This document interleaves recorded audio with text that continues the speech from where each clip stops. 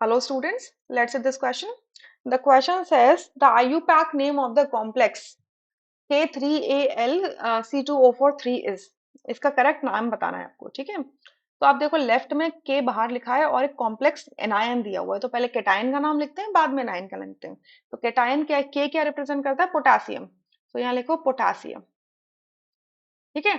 अब complex anion का जब नाम लिखेंगे तो पहले उसके लिगैंड का नाम लिखेंगे। तो C2O4 लिगैंड क्या होता है, तो C2O4 इस पे 2 माइनस का चार्ज होता है, ये लिगैंड होता है हमारा ऑक्सलेट लिगैंड, ठीक है। इसको हम कहेंगे ऑक्सलेटो, ठीक है। आईयूपैक कहता है ऑक्सलेटो, एनायंस के पीछे ओ लगा दोगे।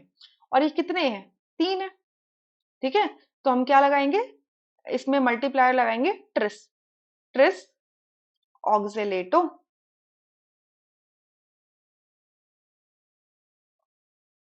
ठीक है, ट्रिस ऑक्सलेटो। अब ये क्या है, मेटल कौन सा दे रखा है, एल्यूमिनियम, क्योंकि ये कोऑर्डिनेशन एनायन का पार्ट है।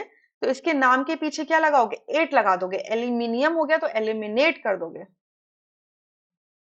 एल्यूमिनेट, ठीक है, एलिमिनेट। अब इसका ऑक्सीडेशन स्टेट निकालो एल्यूमिनियम का, एक पोटेशियम +1 होता है तो 3 पोटेशियम +3 हो जाएंगे, एल्यूमिनियम को X मानो। एक ऑक्सलेट आपके -2 देता है तो 3 कितने देंगे, -6 देंगे, ओवरऑल न्यूट्रल है 0।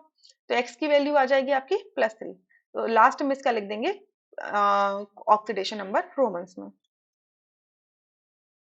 तो यहां से अगर आप देखोगे तो कौन सा ऑप्शन सही लगेगा आपको, second, rest options would be incorrect.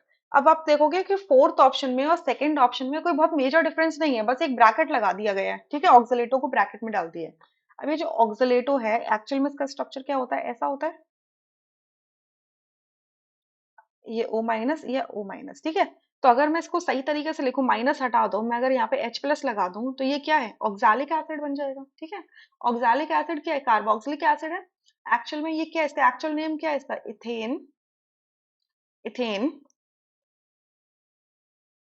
ETHAN, ethane 1,2 die oic acid है। एक ऑर्गेनिक एसिड है ये, ठीक है, ये एक ऑर्गेनिक एसिड है। तो इसके ऑर्गेनिक एसिड के नाम में ही अपने आप में क्या आ रहा है, एक मल्टीप्लायर आ रहा है, क्या, डाई।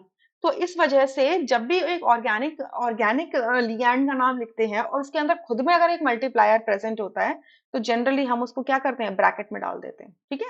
इस वजह से सेकंड करेक्ट है और फोर्थ इनकरेक्ट है। I hope you understood this question really very well, thank you.